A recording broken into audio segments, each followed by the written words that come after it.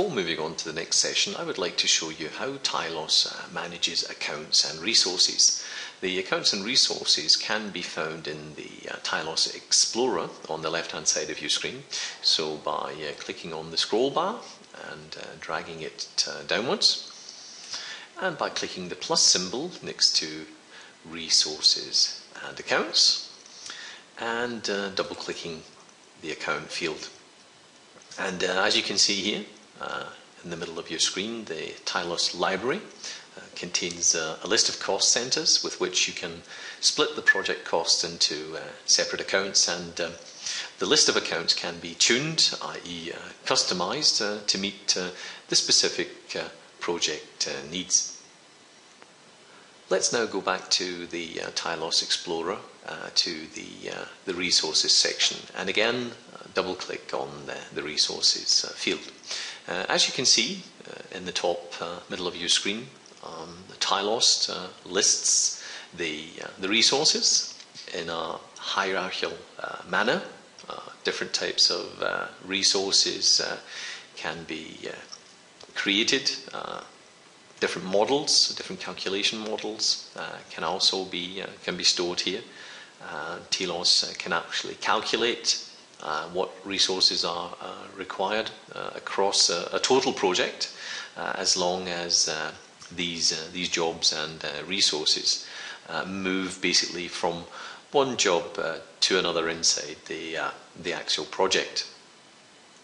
TILOS is also capable of taking complex resources into consideration, i.e. a mixture of resources. If we, for example, click on the plus symbol next to machines, we can see here that we have a number of tasks which also include operators.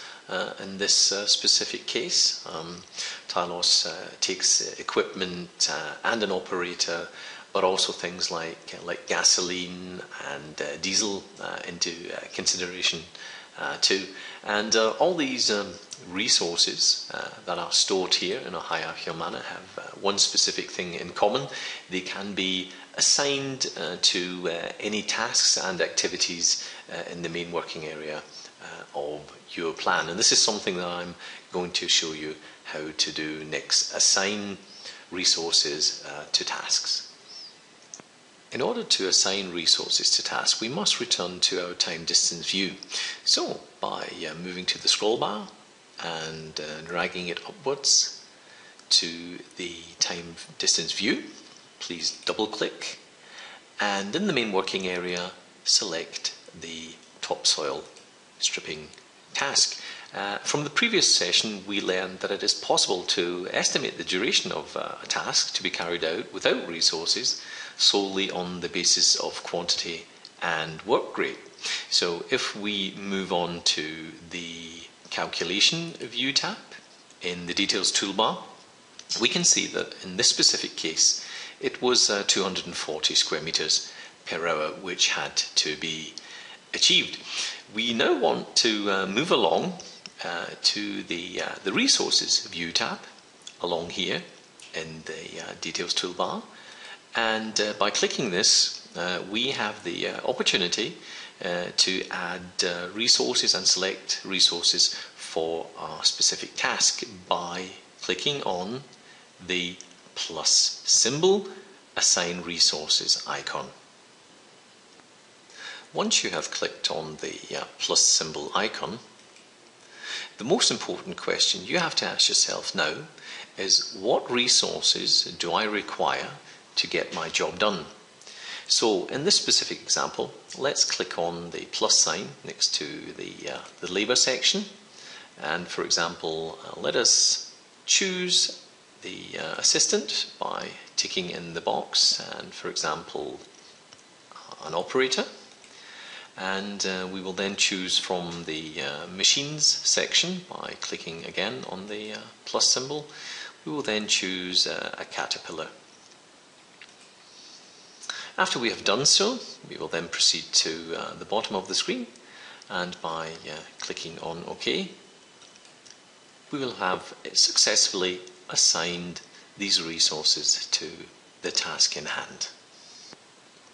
If we take a closer look at the details toolbar at the bottom of our screen, we can see that the calculation model that I have applied is the allocation model.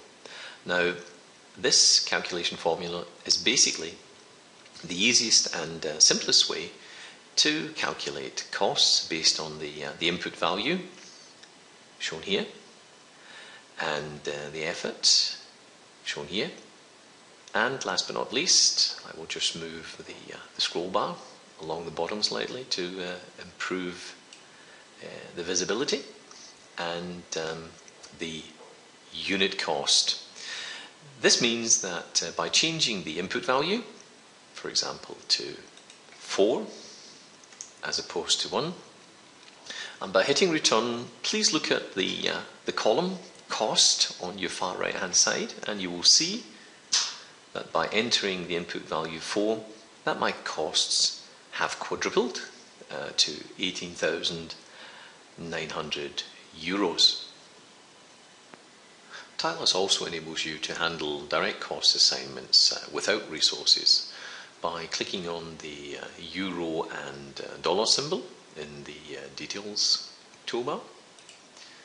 We can then select an account structure from the list above simply by ticking one of the boxes. In this specific case, we will choose the income field for this specific example, and by confirming this by pressing OK, we can now see that the income has been added to our list in the Resources View tab in the Details toolbar.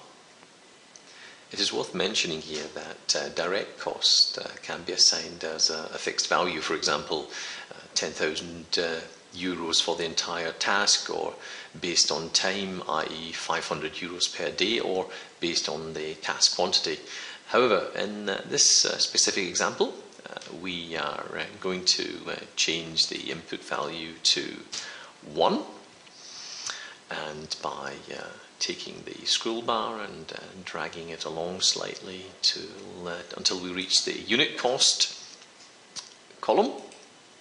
If we insert, for example, by double clicking this field in the input value 0.5, and by confirming this by clicking on OK, if we then click on the calculation view tab in the details toolbar, we can now see on the right hand side that the cost is 17,550 euros at a unit cost of 0.54 euros or 54 cents, and below we have our fixed income of 16,200 euros at a unit price of 50 cents.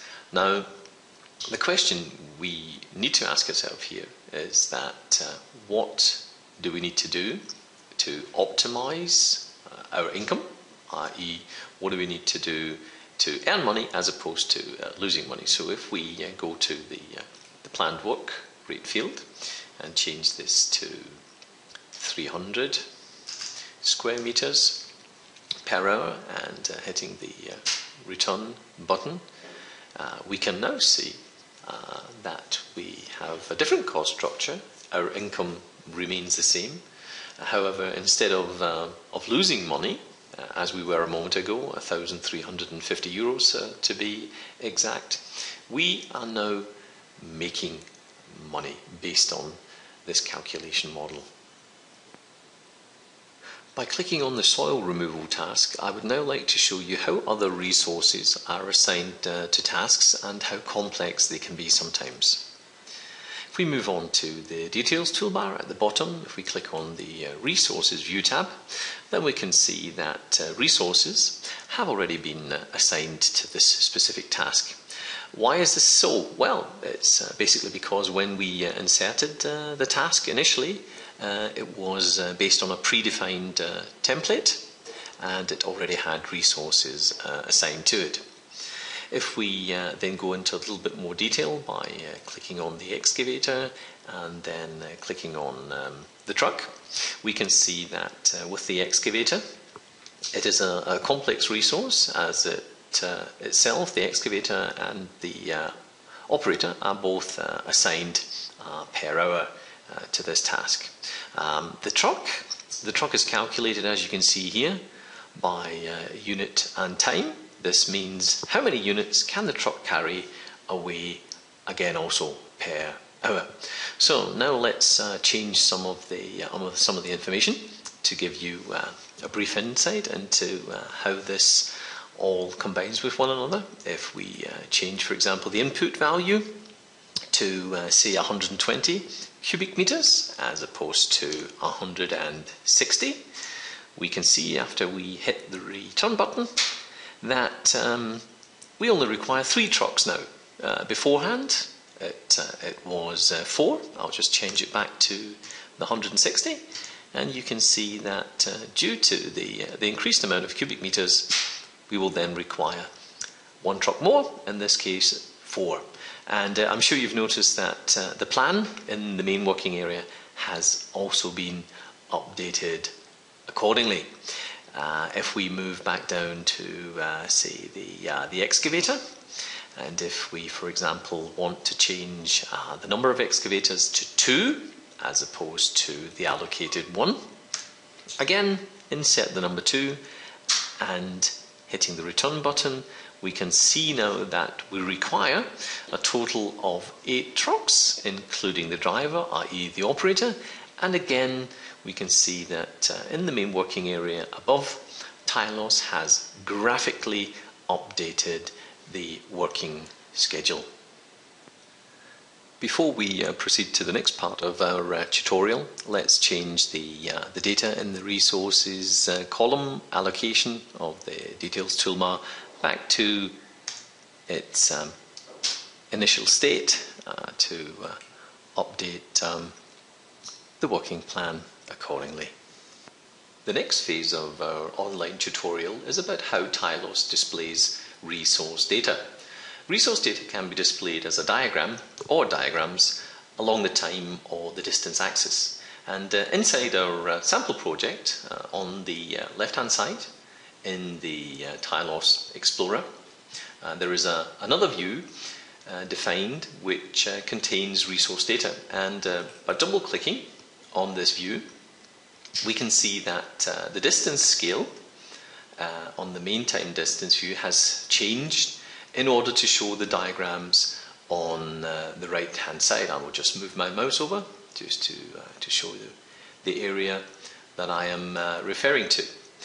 The first chart shows the usage of selected resources in the project, and each separate colour stands for an allocation, as this enables the display of numerous resources in a cramped and limited space environment.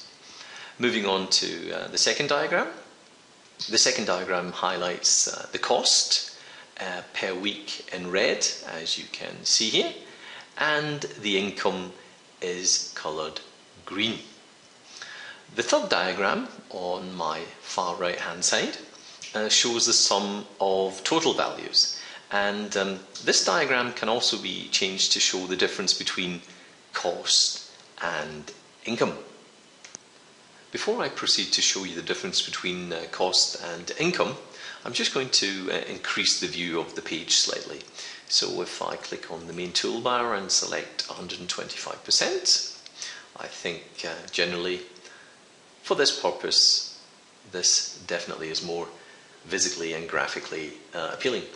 By clicking the diagram, or the histogram as we call them in TILOS, in the details toolbar, clicking on the Define Histogram View tab and then selecting Display Settings, I can then click, or I can tick the box next to Stacking and Grouping. By confirming OK, I can now see that during the first weeks of our project that we have taken in more money, we have had more income in green than we have incurred cost displayed in red. project that we have been working on during this session can also be displayed in a number of graphical styles. If I go to the TILOS Explorer and click on Gantt View Default, this default view chart displays the entire project as a Gantt chart.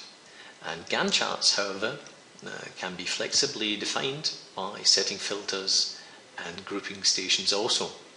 By proceeding to grouped by type of work, if I click on this, then I can see that the view that I'm given here shows a summary for each different task, followed by the planning tasks, as you can see here under the bar line titles. Now, these summaries, they can actually be switched off, so basically by clicking on the minus symbol, we can see that all the tasks belonging to the same group can be displayed in one bar line. And last but not least, if we click on grouped by resources, we can see here that we can display the assigned resources as a Gantt chart in order to identify where a resource has been assigned to. So for example, if we look at the assistant as a resource, we can see that he has been assigned to a number of tasks, i.e. activities.